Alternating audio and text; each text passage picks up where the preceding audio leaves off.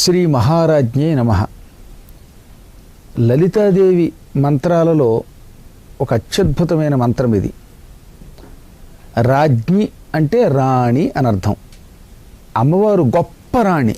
ఆ తల్లి కంటే పైన మించిన మరొక రాణి లేదన్నమాట. అందుకని ఆ తల్లిని మహారాజ్ఞి. ఇంకా ఆధిపత్యం అంటే సంపూర్ణంగా జగత్తు మీద ఆ తల్లికి మాత్రమే ఉన్నది. ఆధిపత్యం ఉంది కదా అని ఆ తల్లి విశృంఖలంగా ఉంటుందా అంటే లేదట. మళ్ళీ అవ్వడానికి అన్ని శక్తులు ఉన్నా, ఎవరినైనా అదుపులో పెట్టే శక్తి ఉన్నా ప్రేమతో మాత్రమే మారుస్తుంది. ప్రేమతో చెప్పినప్పటికీ వినిపించుకోకపోతే అప్పుడప్పుడు వాళ్ళని మొట్టికాయలు మొట్టి శిక్షించి, తల్లి గనక శిక్షిస్తే లోపం ఉండదు గనక, తప్పు ఉండదు గనక వీళ్ళని దారిలో పెడుతుంది. అందుకని అమ్మవారిని శ్రీ మహారాజ్ఞి అన్నారు. మహారాజు అంటే కామేశ్వరుడు, పరమేశ్వరుడు.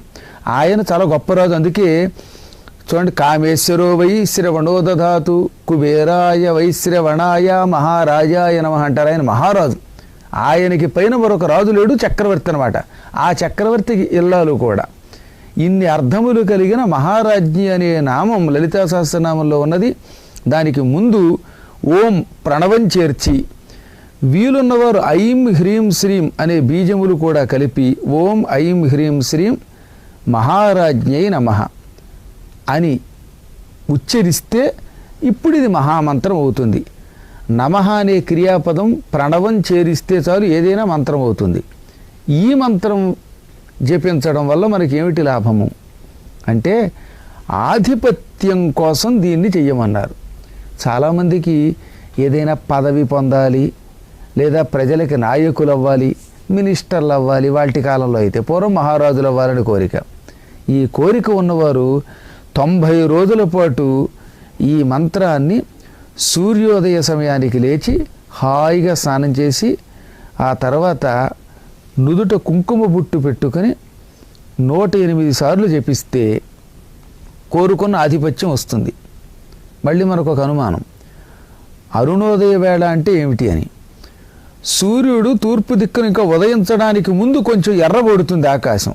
అదిగో అప్పుడు స్నానం చేయాలట. స్నానం చేసిన వెంటనే బొట్టు పెట్టుకోవాలి. ఒకే ఆసనం మీద కూర్చుని కదలకుండా చెయ్యాలి 108 సార్లు. ఓం శ్రీ మహారాజ్ఞై నమః అంటూ జపం చెయ్యాలి.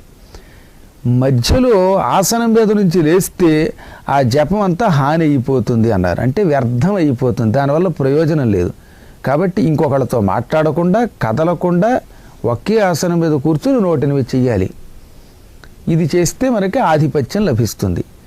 ఇంకా ఉద్యోగాలలో కొంతమందికి ఏమిటో ఎంత కష్టపడినా జీతం పెరగదు, అనుకున్న ప్రమోషను రాదు. దానికి కూడా వామకేశ్వర తంత్రంలో దీన్ని ఎలా చేయాలో చెప్పారు. 81 రోజుల పాటు ఇందాకట్లాగే సూర్యోదయ సమయానికల్లా స్నానం చేసి దర్భాసనం మీద కూర్చుని, దర్భలని ప్రత్యేకంగా ఉంటాయి, వాటి ఆసనాలు ఇవాళ అన్ని చోట్ల దొరుకుతున్నాయి.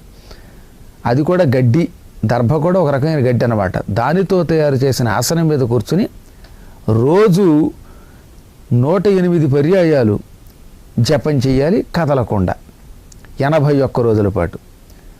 ఇక్కడ మళ్ళీ ఇంకొక అనుమానం మనకి, శిరస్నానం చెయ్యాలా లేక మామూలు స్నానం చాలా అని.